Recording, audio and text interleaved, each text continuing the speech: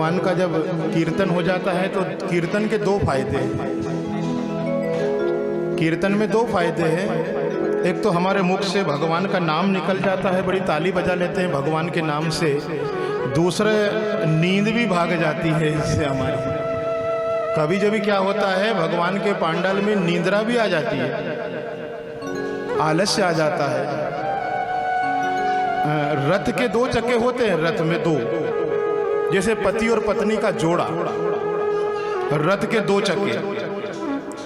एक चक्का अगर टूट जाए तो रथ आगे कैसे बढ़े? नहीं बढ़ता ना। इसी प्रकार भगवान की कथा का ये जोड़ा है, वो कथा का जोड़ा है। ये भगवान की कथा हो और कथा के कुछ अंतराल के बाद में एक सुंदर भगवान का कीर्तन, ऐसा कीर्तन जिसको जितने लोग बैठे ना सब लोग गा ले, सबके मुख से भगवान का नाम निकल जाए। ये भगवान की कथा का जोड़ा है।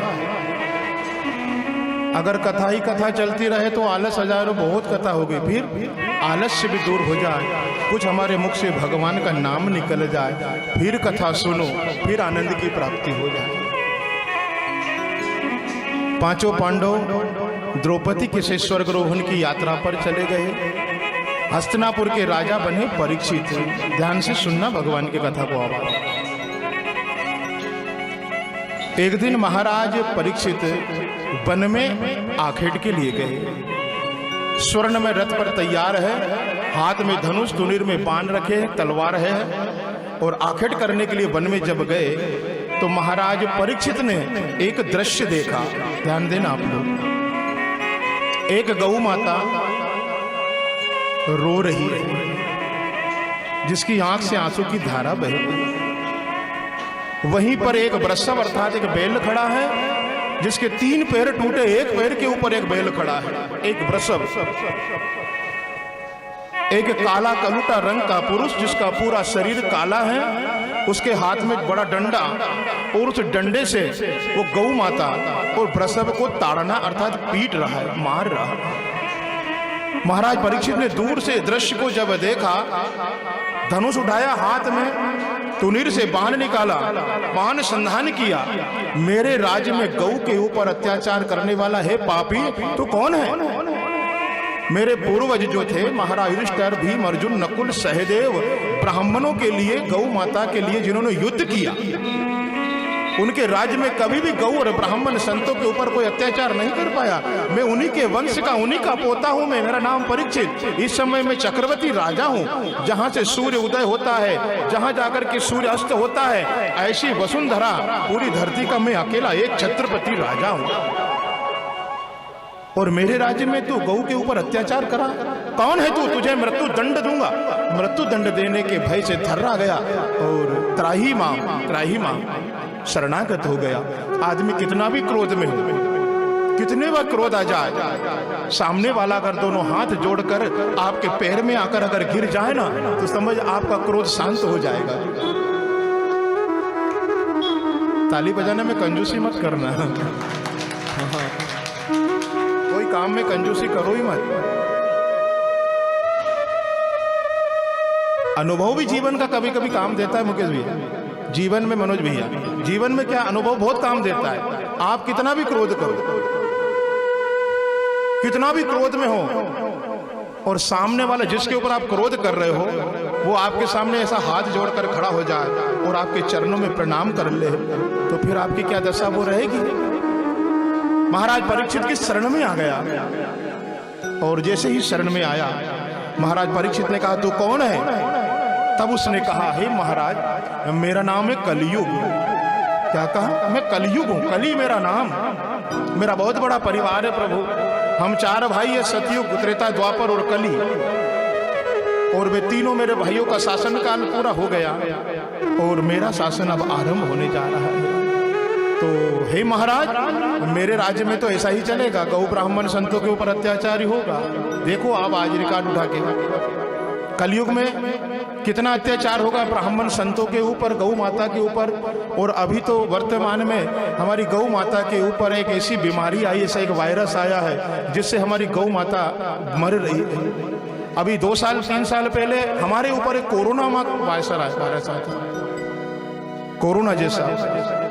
उसने कईयों को अपने घर से दूर कर दिया, परिवार छिन्न भिन्न कर दिया। और आज देखो वही गौ माता के ऊपर एक लंपी नामक वायरस आया है। परमात्मा से अर्जी लगाएं वो ठाकुर जी से, उसका नाम है गोपाल। गोपाल से प्रार्थना करें सभी लोग, आप भी, कि हे प्रभु ये गौ माता की रक्षा करो आप। कलयुग का प्रमाण है। कलयुग ने कहा मेरे युग में तो ऐसा ही होगा महाराज। राजा परीक्षित ने कहा निकल जा मेरे राज से, बाहर चला जा दूर कहीं। कलयुग ने कहा कि जहां नजर उठा करके देखता हूं आप ही दिखते हो महाराज। पूरी भूमि के एक छत्रपति आप राजा हो, जाऊं तो जाऊं कहां। तब जाकर के महाराज परीक्षित ने से कहा कलयुग ने कि मुझे कुछ स्थान बता दो जहां पर मैं रह सकूं। तब कलयुग ने कहा कुछ तो स्थान बताओ।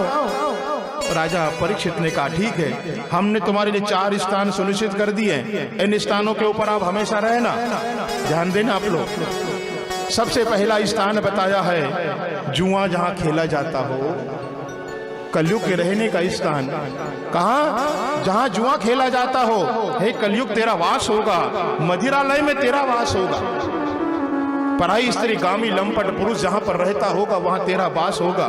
जिस घर के लोग हिंसा करते होंगे, पशु की बलि देते होंगे, मांस का आहार करने वाले व्यक्ति घर में तेरा वास होगा। ऐसे 4 स्थान बता दिए। तो कलयुग ने कहा कि जैसा मेरा काला रूप ऐसे काले काले स्थान बता दिए तुमने, बताओ। तब कलयुग ने कहा महाराज अवगुणों की तो मैं खान हूं। क्या कहा? अवगुणों की तो मैं खान हूं, मगर मेरे अंदर एक सबसे बड़ा सद्गुण भी है। वो बहुत बड़ा सद्गुण है मेरे अंदर। सतयुग में लोग, ध्यान देना, सतयुग में लोग सत्य बोल करके भवसागर से पार हो जाते थे। जब सतयुग होता ना, सतयुग में लोग सत्य बोलकर भवसागर से पार हो जाते थे। इसके बाद आया भगवान राम का युग, त्रेता युग। त्रेता युग में लोग यज्ञ करके भवसागर से पार हो जाते थे। भगवान कृष्ण का युग आया, द्वापर युग। लोग वहां पर धन करके और धर्म का कार्य करके भवसागर से पार हो जाते थे। बहुत बहुत बहुत। मगर मेरा जब युग आया ना, तो मेरे युग में ये कुछ भी करने की जरूरत नहीं है प्रभु। मैं कलयुग हूं। मेरे युग में सत्य भी मत बोलना, यज्ञ भी मत करना, तपस्या भी मत करना, समाधि में भी मत जाना, ध्यान भी मत करना, कोई कार्य नहीं करना। केवल मेरे युग में अच्छी मीठी मीठी ताली बजाकर भगवान का कीर्तन करना, उसी से मैं पार कर दूंगा। कलयुग केवल नाम आधारा, सुमर सुमर नर उतरे ही पारा। सब लोग को याद है चौपाई तो, याद है ना? कलयुग केवल भगवान के नाम ही आधार है। कलयुग केवल भगवान का नाम लेना है। और हम लोग क्या कर रहे हैं? यहाँ लोग रोज वही काम कर रहे हैं। हम इसीलिए कीर्तन करते हैं क्योंकि कलयुग में यही एक भाई भगवान का नाम लो, केवल कीर्तन करो कलयुग में, बाकी कुछ नहीं करना। भाई वो समय चला गया। सतयुग में लाख लाख वर्ष की आयु रहती थी मनुष्यों की, तब वो हजार हजार वर्ष की तपस्या करते थे, समाधि में चले जाते थे।